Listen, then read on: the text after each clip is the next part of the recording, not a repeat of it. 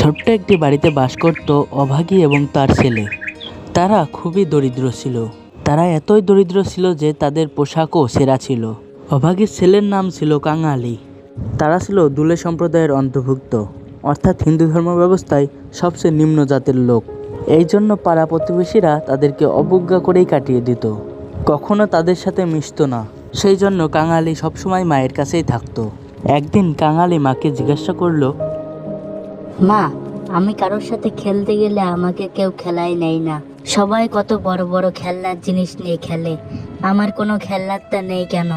সবার বাবা সবার জন্য কত খেলনা এনে দেয়, আমার বাবা তো আমার জন্য একটুও খেলনা এনে দেয় না।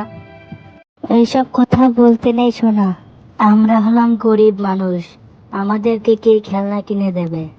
সামান্য ভাতটুকু আমরা খেতে পারি না, এদিকে তোকেও কিছু কিনে দিতে পারি না। তোর শরীরটা দিন দিন খারাপই হয়ে যাচ্ছে।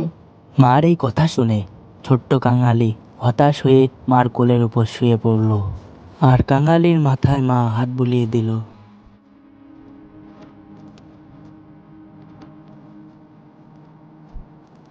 কিছুক্ষণ পর কাঙালি হঠাৎ করেই উঠে পড়ল এবং তার মা তাকে বলল, কি রে, উঠে পড়লি কেন? কোথায় যাবে এখন? শুয়ে থাকলেই তো পারতিস। মা, আর ভালো লাগছে না, চাই দেখে একটু বাইরে গিয়ে ঘুরে আসি। বাড়ি বসে থাকতে আর ভালো লাগছে না, বাইরে গেলেও মন একটু ভালো থাকবে। চাই দেখে বাইরের থেকে ঘুরে আসি।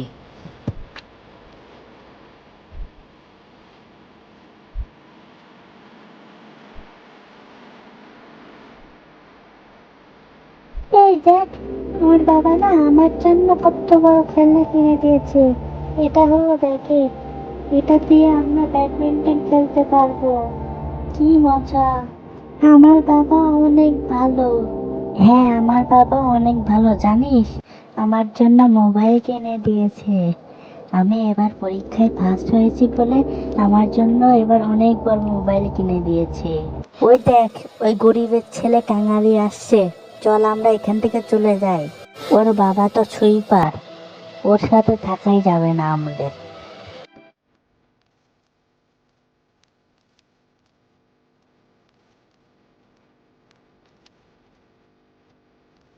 কি রে, তোরা এখানে কি করছিস? আর তোদের হাতে ওটা কি? কোনো খেলার জিনিস নাকি? তুই বুঝবি কি করে রে, সুইপারের ছেলে কোথাকার! যা এখান থেকে, ভালোই ভালো এখান থেকে চলে যা, না হলে এটা দিয়ে মেরে তোকে তাড়িয়ে দেব। হ্যাঁ, তুই ঠিকই বলেছিস, সুইপারের ছেলে কোথাকার, আবার এত বড় কথা! যা এখান থেকে।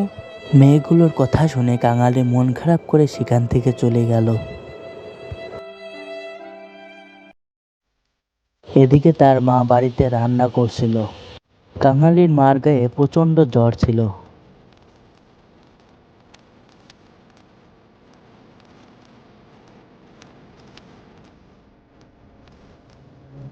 কিছুক্ষণ পর কাঙালি মন খারাপ করে বাড়িতে চলে আসলো।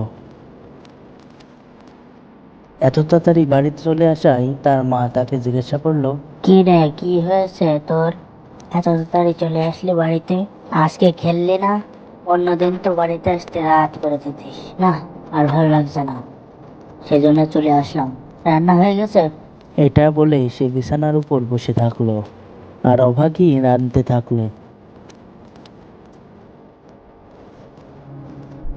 কিছুক্ষণ পর কাঙালির মার হঠাৎ মাথা ঘুরতে শুরু করে। অতিরিক্ত জ্বরের কারণে তার মাথাটা হঠাৎ ঘুরে যায় এবং মাটিতে শুয়ে পড়ে সে। মার হঠাৎ এরকম পড়ে যাওয়া দেখে কাঙালি দ্রুত সেখানে চলে যায় এবং মার কাছে গিয়ে ডাকতে থাকে, মা, কি হয়েছে তোমার? ওঠো। কি গো, হঠাৎ শুয়ে পড়লে কেন? ওঠো ওঠো, তাড়াতাড়ি ওঠো।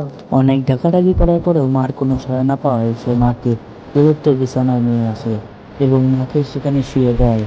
তারপর সে মায়ের পাশেই বসে থাকে। কিছুক্ষণ পর অভিজিৎ জ্ঞান ফেরে। জ্ঞান ফেরার পর সে তার ছেলের দিকে তাকিয়ে থাকে এবং বলে, শোন বাবা, আমি মনে হয় আর বেশিক্ষণ বাঁচতে পারবো না রে। আমার শরীর প্রচন্ড খারাপ, আমি মনে হয় কিছুক্ষণের মধ্যে মারা যাব। তুই ভালো থাকিস রে। মা, তুমি এসব কি বলছো? মারা যাবে কেন তুমি? আমি এখনই বাইরে থেকে তোমার জন্য ওষুধ নিয়ে আসছি। আমি তোমাকে মরতেই দেব না। মার এই কথা শুনে সে দ্রুত চলে যায় গ্রামের জমিদারের কাছে। কাঙালিরা অত্যন্ত গরিব হয়, তাদের কাছে এক পয়সা কড়িও ছিল না। তাই সে জমিদারের কাছে দ্রুত যায় কিছু টাকা করে নেওয়ার জন্য, যাতে সে মার জন্য ওষুধ কিনতে পারে। কিছুক্ষণ পর কাঙালি জমিদারের কাছে চলে আসে। কাঙালি জমিদারকে বলে, মুরল মশাই, আমার মা বাঁচবে না, আমাকে সাহায্য করুন। আমার মা খুব অসুস্থ হয়ে পড়েছে, দয়া করে ওষুধ কেনার জন্য কয়েক পয়সা ধার দিন আমাকে। কি বললি তুই? তোকে ধার দেবো আমি? পাগল হয়েছিস? তোকে ধার দেওয়া মানে ওই টাকা আর কোনোদিন না পাওয়া।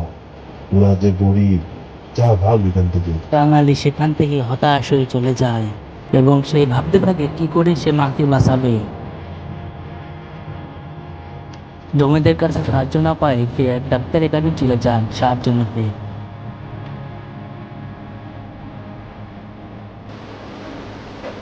এবং ডাক্তারের কাছে গিয়ে বলে, ডাক্তারবাবু, আমাকে সাহায্য করুন, আমার মা খুব অসুস্থ, আমাকে দয়া করে একটু ওষুধ দিন। বাপু, ওষুধটা নিবা, কিন্তু টাকা আছে তো তোমার কাছে? আমার তো অনেক টাকা নেই। যাও এখানে টাকা রাখা তুমি। ডাক্তারবাবু তাকে তাড়িয়ে দেয়। আর তাই সে কোনো উপায় না পেয়ে আবারও মার কাছে চলে যায়।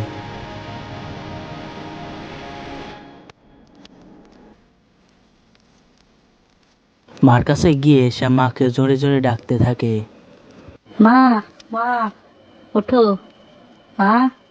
অনেক ডাকার পরেও মা ওঠে না, কারণ তার মা মারা গেছে। মা না ওঠায় কাঙালি জোরে জোরে কাঁদতে থাকে।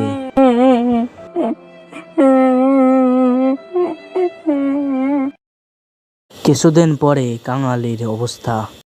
মা মরে যাওয়ার পর থেকে কাঙালি এখন থেকে একা একাই কাটাচ্ছে দিন।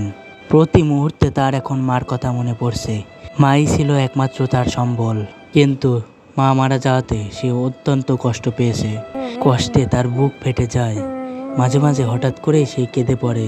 বন্ধুরা, তোমরা যদি মাকে ভালোবেসে থাকো তাহলে চ্যানেলটিকে অবশ্যই সাবস্ক্রাইব করবা এবং ভিডিওতে লাইক করবা।